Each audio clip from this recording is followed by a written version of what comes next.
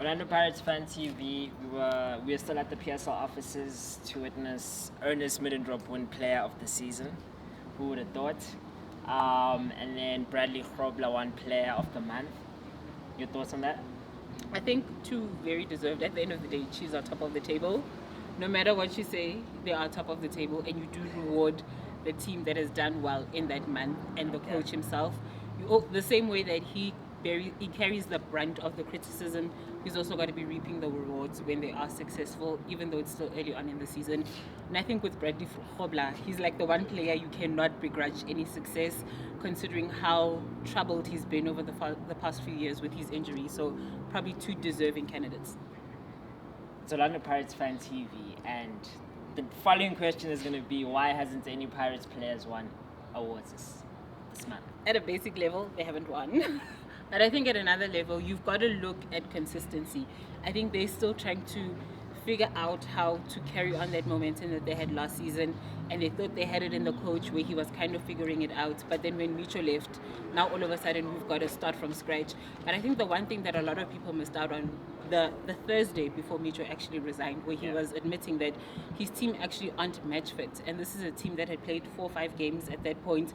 They'd already been knocked out of the CAF Champions League by Green Eagles. That was already your concern. But if you think about the fact that lost, they were knocked out by Rulani. Okay, we will let you have that semantics. But if you look at those factors where even the coach is kind of going, we're not fit enough, we're not quite at the standard that's required. That's why we stand now on September the 12th, where they really aren't candidates for it, because even their technical staff is acknowledging that they're not quite as good as they need to be. What have they been lacking?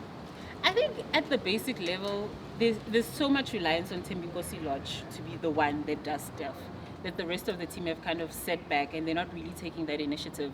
At the end of the day, even though he was named the player of the season, his other teammates actually need to step up. And once the others figure that one out, the team itself will gel. But also there's the whole new philosophy under Coach Rulani, which I kind of feel they're actually struggling to adapt to.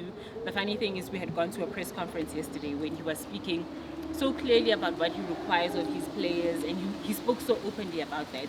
But I think we were having the conversation amongst ourselves as the journalists, where you go, at a basic level, do players actually understand what he means when he says game model? Because it's all great to be like, I follow Mourinho, I follow Pep Guardiola, but these concepts for the normal man... But why wouldn't a player understand? I mean, the PSL is the final level as a football player. Aren't you supposed to be at that level of understanding? But how many times do we hear coaches say, when they're at grassroots level, all these players are taught how to kick, how to head, how to do this?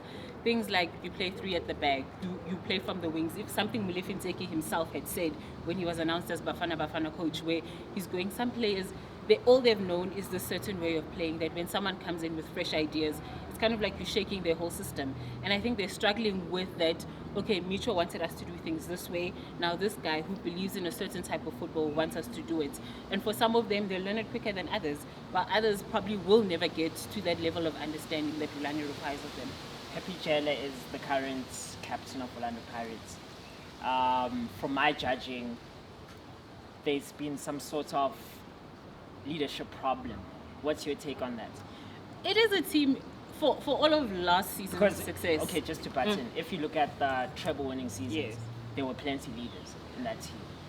Coming into this team, we made about 7 new signings, and there aren't any young players, but in terms of leaders. But the thing is, you've got to realize that Happy understands what it means to be at Orlando Pirates level. These new players, yes, they may have the experience and they may have played at other clubs, but they've never played at Orlando Pirates and at that level.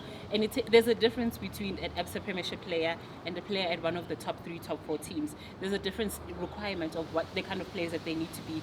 Yes, they're like leaders, but Happy Jele, I think this season more than ever, he needs to be the one that is selecting the single individuals and saying, guys, in 2 or 3 years I won't be here.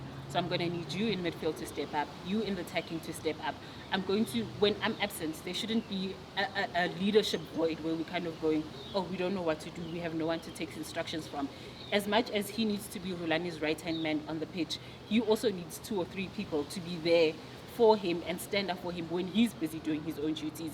And I think because they're struggling with the leaders at the moment, his performances also aren't that great. So until other people step up in that department, then you will see other leaders form, and that's when Pirates will really start getting the results they deserve. Pirates played Chippa at Rulani Stadium. It's at 3 a.m. 3 p.m. 3 a.m. Ain't nobody watching a 3 a.m. game. What do you think will be the final result?